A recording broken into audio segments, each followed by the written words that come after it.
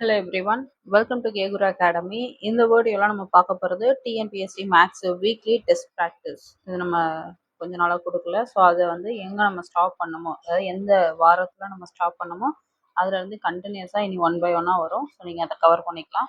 And இப்போ நம்ம பார்க்க போகிறது மார்ச் மந்த்துக்கான தேர்ட் வீக்குக்கு உள்ள கொஷின்ஸ் பார்க்க போகிறோம். ஓகேவா? ஸோ இந்த வீடியோ அப்லோட் ஆன இன்னும் கொஞ்சம் நேரத்தில் இதுக்கான ஆன்சர்ஸை நம்ம பார்த்துடலாம். ஸோ இந்த வீடியோவில் நான் டோட்டலாக உங்களுக்கு 10 கொஷின்ஸ் கொடுக்க போகிறேன். இந்த 10 கொஷின்ஸை நோட் பண்ணிக்கோங்க. அண்டு நம்ம பார்க்க போகிற 10 கொஷின்ஸும் கூட்டு வட்டி பேஸ் பண்ண கொஷின்ஸ். ஓகேவா?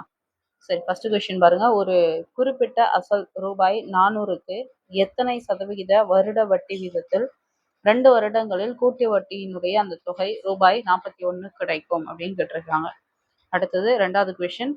மகேஷ் என்பவர் 5000ஐ ஆண்டுக்கு 12% வட்டி வீதத்தில் ஒரு ஆண்டுக்கு முதலீடு செய்தார். அரை ஆண்டுக்கு ஒரு முறை வட்டி கணக்கிடப்பட்டால் அவர் பெறக்கூடிய தொகை என்ன? Third question. 8000க்கு 10% ஆண்டு வட்டியில் ஒரு ஆண்டுக்கு அரை ஆண்டுக்கு ஒரு முறை வட்டி கணக்கிடப்பட்டால் கிடைக்கக்கூடிய கூட்டு வட்டியானது என்ன? அடுத்து ஃபோர்த் கொஷின். அசல் ரூபாய் 3000க்கு 10% வருட வட்டி வீதத்தில் கூட்டுத்தொகையை வருடமாகவும் அரை வருடமாகவும் கணக்கிட்டால் 1.5 வருட அந்த இறுதியில கிடைக்கக்கூடிய அந்த வித்தியாசம் என்னன்னு கேட்குறாங்க. 1.5 இறுதியில கிடைக்கக்கூடிய வித்தியாசம். அசல் ரூபாய் 5000, ஆண்டு வட்டி வீதம் R=4%, N=1.5 ஆண்டுகள், அரை ஆண்டுக்கு ஒரு முறை வட்டி கணக்கிடப்படுகிறது எனில் கூட்டு வட்டி என்ன?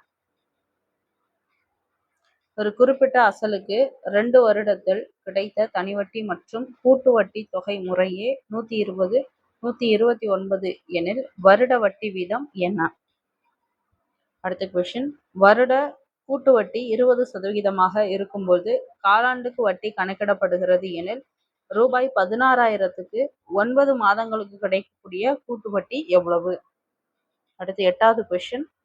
அசல் 30,000 ரூபாய் முதலாம் ஆண்டு வட்டி வீதம் R=7%, இரண்டாம் ஆண்டு வட்டி வீதம் R=8%. இது ஒரு இது R1 R2ன்னு எடுத்துக்கோங்க.